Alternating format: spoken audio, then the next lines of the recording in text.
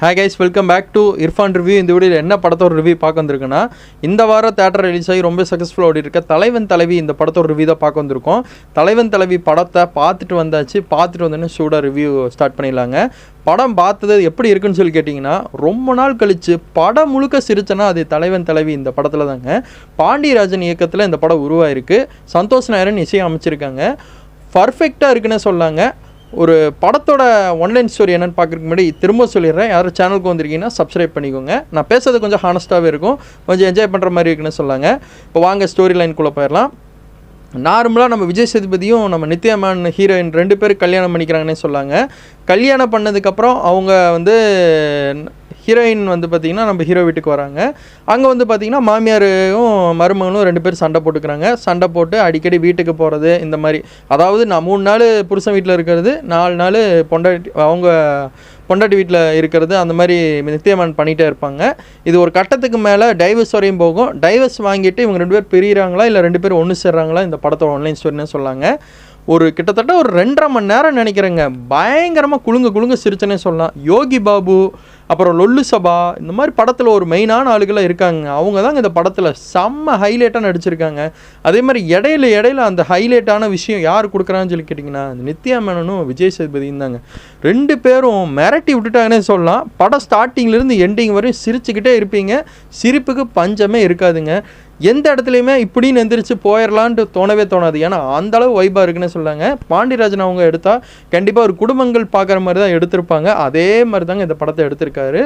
இது பார்த்த கதையாக இருந்தாலும் அதுலேயே கொஞ்சம் காமெடி ஆட் பண்ணி அதுலேயே கொஞ்சம் நிறைய விஷயத்த மெசேஜாக கொடுக்கணும்னு சொல்லி ஆட் பண்ணியிருக்காங்க பாருங்கள்.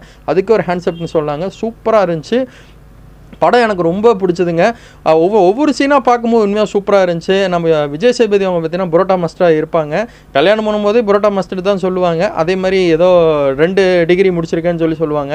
ஆக்சுவலி பார்த்தா விஜய் சேதுபதி அவங்க 10th ஃபெயில் ஆகிருப்பாங்க. ஆனால் இருந்தாலும் புரோட்டா டேஸ்ட்டாக செய்கிறாங்கன்னு சொல்லி நித்யா மேனன் அவங்கள கல்யாணம் பண்ணிக்குவாங்க. அவங்கள கல்யாணம் பண்ணதுக்கப்புறம் நான் சந்தோஷமாக வாழ்கிறாங்களா, அதுக்கப்புறம் என்னென்ன சம்பவங்கள்லாம் நடக்குதுந்தாங்க ஒன் பை ஒன்னாக சொல்லியிருக்காங்க.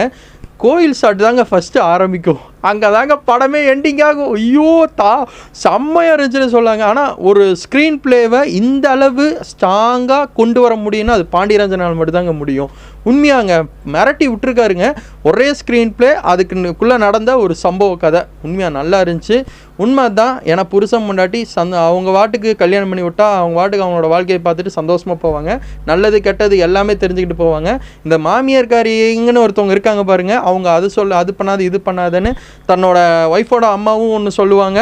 அதேமாதிரி மாப்பிள்ளையோட அம்மாவும் ஒன்று சொல்லுவாங்க. அப்படி சொல்லி சொல்புத்தி கேட்டு அவங்கள ஒரு மாதிரி ட்ரிகர் பண்ணி இவங்க லைஃப்பை அவங்க வாழ்கிற மாதிரி, அதை 2 பேர் மாமியாரும் வாழ்கிற மாதிரி காமிப்பாங்க. இதனால எவ்வளோ பிரச்சனைகள் ஏற்படுது, டைவர்ஸ் வரை எதனால் போகுதுன்னு இந்த படத்தை பார்த்து நீங்கள் தெரிஞ்சுக்கோங்க. தலைவன் தலைவி மஸ்ட் வாட்ச் பண்ணுங்கள். எல்லா குடும்பத்துலேயும் நடக்கிற ஒவ்வொரு விஷயத்தையும் இந்த படம் ஒரு உதாரணன்னே சொல்லாங்க.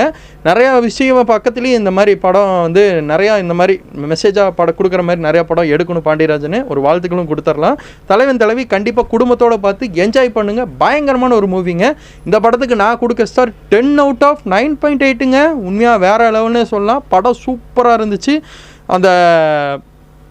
அதனால் பொட்டில் மிட்டாய் அந்த சாங்லாம் கேட்கும்போது பார்த்திங்கன்னா பயங்கர வைபாக இருந்துச்சுன்னு சொல்லாங்க. அது தேட்டரோட எக்ஸ்பீரியன்ஸ் கேட்கும்போது சொல்லவாங்க வேணும். பயங்கரமாக இருக்குதுங்க. எனக்கு ரொம்பவே பிடிச்சது. கண்டிப்பாக மஸ்ட்டு ட்ரை பண்ணி பாருங்கள். தலைவன் தலைவி இந்த வாரம் சக்ஸஸ்ஃபுல்லாக ஓடிட்டு இருக்குது. Day 2ல் நான் ரிவ்யூ பண்ணிகிட்டு இருக்கேன். Day 1ல் என்னால் பார்க்க முடியல, ஏன்னா இப்போ பப்ளிக் ரிவ்யூ நம்ம போட்டிருப்போம். இப்போ Day 2ல் நமக்கு பார்க்குறக்கு வாய்ப்பு கிடச்சிது, பார்த்துட்டு வந்தாச்சு. நாளைக்கு நான் வடிவேல் சார் நடித்த அந்த மாரிஸ் அந்த சம்திங் அந்த படத்தை நான் பார்த்துட்டு உங்களுக்கு நான் அப்டேட் பண்ணுறேன். இந்த மாதிரி எல்லா அப்டேட்டும் தெரிஞ்சுக்க ஃபாலோ பண்ணுங்கள் இர்ஃபான் ரிவ்யூ சேனலில். தேங்க்யூ ஃபார் வாட்சிங் டே கைஸ். பாய் வீவர்ஸ்.